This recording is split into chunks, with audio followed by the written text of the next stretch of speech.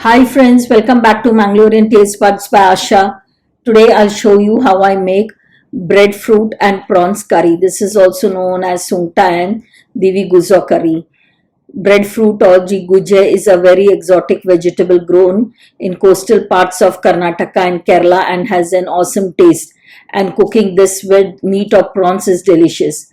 Combo curries are very popular in Mangalore and in our house. Such curries are often made so that we can have protein and vegetable together in a curry and the same can be stretched for the entire day. This is how my mom makes this curry. She would add few prawns, saying adding prawns is just for flavor and not taste. You can cook this curry with drumstick, Mangalore cucumber, potatoes. Best served with plain steamed rice. Although these dishes are a bit time consuming, they taste out of the world.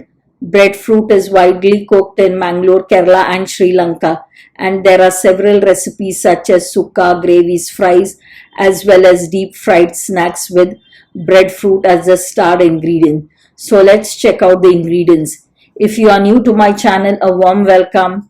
If you haven't subscribed to my channel, please do subscribe. If you like this recipe of mine, do give a thumbs up and click the like button. If you have tried this recipe, please leave a comment in the comment section below. So let's get started. Here I have taken around 10 chilies. This is a mix of Kashmiri and Bedgi chilies. Around 10 peppercorns. You have to dry roast the masala. This is around 3-4 tablespoons of mustard seeds, 1 teaspoon of cumin seeds, around 2 tablespoons of coriander seeds, a small ball of tamarind, 4 garlic cloves, and a small piece of onion. Since it is a vegetarian dish, use less tamarind. Dry roast all these ingredients. Do not burn them. 1 teaspoon of turmeric powder. I have switched off the flame now and add the rest of the masala, that is coconut. This is 1¼ cup of coconut. I added a little water so that it becomes soft and easy to grind. This is 2½ cup of breadfruit. I have cut it.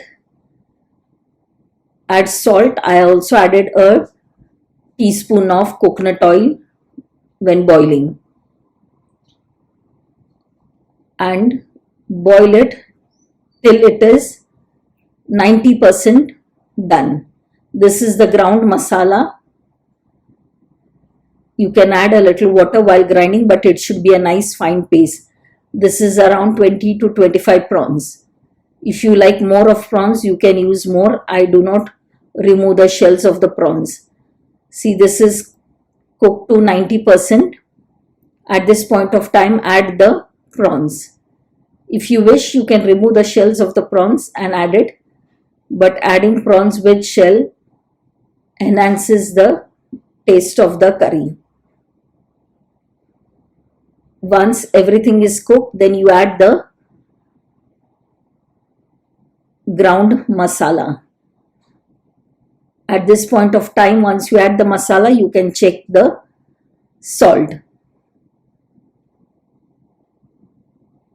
Let it come to a nice rolling boil and then you can switch off the flame. Now this is 1 onion sliced and a few curry leaves. Use coconut oil. You can use any other oil of your choice, but this is for the tadka, so I prefer using coconut oil. Fry till the onion is nice and golden brown in color. Now add that tadka to the curry. You can even use mustard seeds, but I prefer using only onion and curry leaves. This curry is best served with steamed rice. You can even have it with dosas. Do give it a try. I'm sure you too will enjoy this yummy breadfruit and prawns curry. Thanks for watching. Please like, share and subscribe to my channel, and do not forget to click the bell icon to get notified as and when I upload a new recipe. The list of ingredients is given in the description box below. So my dear friends, hope you have enjoyed this quick and yummy recipe. Stay tuned for more such interesting recipes. Till we meet again, check out my other recipes at Mangalore and Taste Buds by Asha. Bye, see you soon with a new interesting recipe. Take care.